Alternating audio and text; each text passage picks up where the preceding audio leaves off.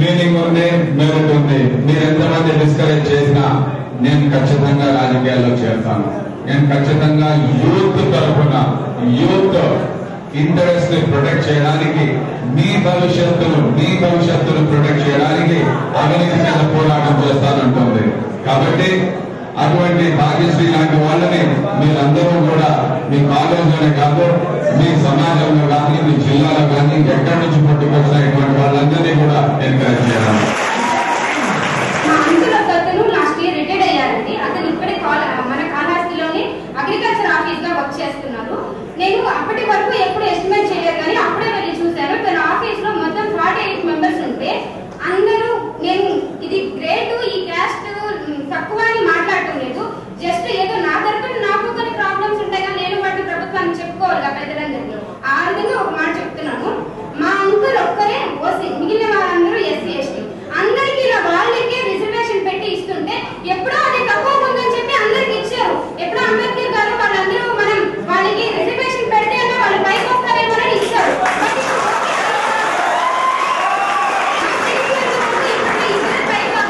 ఒకటి SC ST వాళ్ళు లోకేస్తున్నాను, but అది నిజం. ఒకటి ఎస్సీ ఎస్టీ వాళ్ళు, ఈ రెండింటిలో ఉన్న ఒక క్యాస్ట్ వాళ్ళకి బాగా జాబ్స్ వస్తున్నాయి. రెండు ఎవరైతే లంచం ఇస్తారో వాళ్ళకి వస్తున్నాయి. నేను ఓసీ, నాకు లంచం ఇచ్చే శక్తి లేదు. ఇంకోటి ఏంటంటే నేను ఎస్సీ ఎస్టీ కాదు, మరి నా జాబ్ ఎలా వస్తుంది? గవర్నమెంట్ దగ్గర జాబ్ తెచ్చుకోవాలి.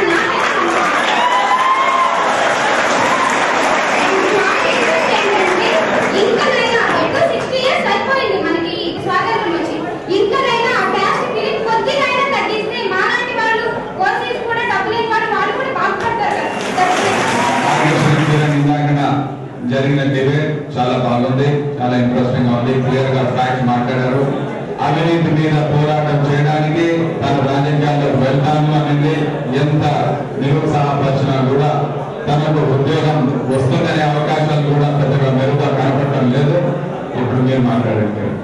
అవినీతి రాజకీయాలపై విద్యార్థి యూత్ పాత్ర, నిరుద్యోగ ఉద్యోగాలపై యూత్పై ప్రభావము, నేటి రాజకీయ పరిస్థితులు యూత్ కర్తవ్యం. అవినీతి రాజకీయాలు అంటున్నారు. అవినీతి రాజకీయాలు మన దేశంలో ఉన్నాయో లేదో అనేది తెలిసిన పరిస్థితి. ఇప్పుడు నిరుద్యోగాలకి కారణం అవినీతి రాజకీయం అంటున్నారు చాలా మంది. అది ఎంతవరకు, లేదా పరిశ్రమలు ఎంతవరకు కారణము, ఆర్థిక వ్యవస్థ ఎంతవరకు కారణము, టాలెంట్ ఎంతవరకు కారణం అనేది మ్యాటర్ కాదు. ఇప్పుడు అసలు అది విషయం కాదండి. పరిశ్రమలు లేకపోవడానికి కారణం మన రాష్ట్రంలో అవినీతి. అవినీతి వలన మన రాష్ట్రంలో పరిశ్రమలు లేవు.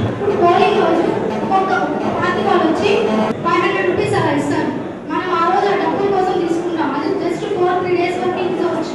కానీ మనం వేసే ఓటు 5 years. మనం ఓటులు డబ్బులు తీసుకొని లంచం 500 రూపాయలకి ఓటేస్తాం కాబట్టి అక్కడికి మొదలవుతుంది అవినీతి ఎంత ఉంటుంది. మాట్లాడండి.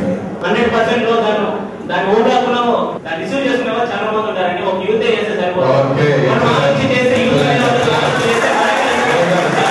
అవినీతి అనేది మనతోనే మొదలవుతుంది. మనమే డబ్బులు తీసుకొని ఓటేస్తున్నామంటే తను ఏమంటున్నాడు, దానికి 2 అంశాలు ఉన్నాయి. యూత్ ఒక్కడే కాదు ఓటేసేది, మనము ఆ డబ్బులు లేకుండా నైతిక విలువలతో ఓటేయాలంటున్నాడు. కానీ సమాజంలో మనం కాకుండా వేరే 60% ఓటర్స్ ఎవరైతే ఉన్నారో వాళ్ళని కూడా ఇన్ఫ్లుయెన్స్ చేయాలి అని కిరణ్ అంటున్నాడు. ఇప్పుడు చెప్పినావు కదా, మొత్తం మిగతానంటే ఒక రాజకీయ నాయకుడికి 50 రూపాయలు ఖర్చు పెడతాను కదా మన కోసం. అప్పుడు అవినీతి అవుతుంది. అంత మింగేసి అంతలో మన కోసం ఖర్చు పెడతాను కదా. అదే 50% వాళ్ళు మింగేసిన 50% కోసం మన కోసం ఖర్చు పెడతాను కదా. ఆ 50% బాగా ఖర్చు పెట్టేస్తాం కదా ఏమంటున్నారంటే కరప్షన్ 50% మింగేస్తున్న రాజకీయ నాయకులు వాళ్ళు తినేస్తున్నారు మన డబ్బులు, మన ఆస్తి, మన ఫ్యూచర్. మిగిలిన 50% అన్నా ఖర్చు పెట్టాలి కదా అంటున్నాడు. అలా 50% ఖర్చు పెడితే ముసలి ముందుగా యూత్ అనేది ఎవరు ఉండరండి. అది 50% మాత్రమే వెళ్తుంది. మిగతా 50% ఆకలి వసతితో బతుకుతారు, అట్లే ఉంటారు. యూత్ అనేది అది కాదండి. ఇప్పుడు రాజకీయం అంటే వాడు ఏదో 50 రూపాయలు ఇచ్చాడనేసి దాంట్లో తోగ తీసుకొని మీరు ఇంకొంచెం ఇచ్చి డెవలప్ చేయడానికి అవినీతి కాదు. అవినీతి ఉంచడానికి యూత్ వచ్చే రాజకీయాలు కావాలని మనం కోరుకుంటున్నాం. అదే కానీ అవినీతి ఇచ్చే వాడికి ఇంకా ఎంకరేజ్ చేయమని చెప్పట్లేదండి. క్వశ్చన్ రాదని మీరు చెప్పింది. ఈ రోజు స్పీకర్స్ చాలా చక్కగా మాట్లాడారు. మీరు 4-5 ఇష్యూస్ మీద మాట్లాడారు.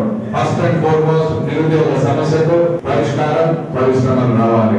పరిశ్రమలు రావాలంటే దానికి పెట్టుబడులు ఉండాలి, గుర్తింపు ఉండాలి. వీటన్నింటినీ సృష్టించే ప్రభుత్వం ఉండాలి. ఆ ప్రభుత్వానికి నాయకుడు ఉండాలి. దాన్ని ఎన్నుకునే దానికి మన బాధ్యత మనం వహించాలి. రెండవది, మీరందరూ కూడా role of youth in politics అంటే డైరెక్ట్ గా ప్రధానమంత్రి కావడం కాదు. చిన్న చిన్న యూనిట్స్ ఫామ్ చేసుకోండి. పొలిటికల్ గా యాక్టివ్ ఉన్నామంటే సామాజిక సమస్యల మీద, పొలిటికల్ ఇష్యూస్ మీద ఒక అవేర్నెస్ అనేది ఉండాలి. నాకేం పోయింది అనుకోవడం చాలా తప్పు, చాలా పొరపాటు. వీళ్ళిద్దరు మాట్లాడేది కరెక్ట్. ఎందుకంటే మీకు ఈ రోజు పరిశ్రమ లేకపోయినా దానికి కారణం అవినీతే. ఈ రోజు నేను మీ ఇంటికి వచ్చి మీ తల్లిదండ్రుల ఆస్తులు కొట్టేసుకొని పోతే నాకేం పోయింది అని మీరు అనరు. ఎందుకంటే మీ భవిష్యత్తు అంధకారంలో పెట్టిపోతున్నాను కాబట్టి.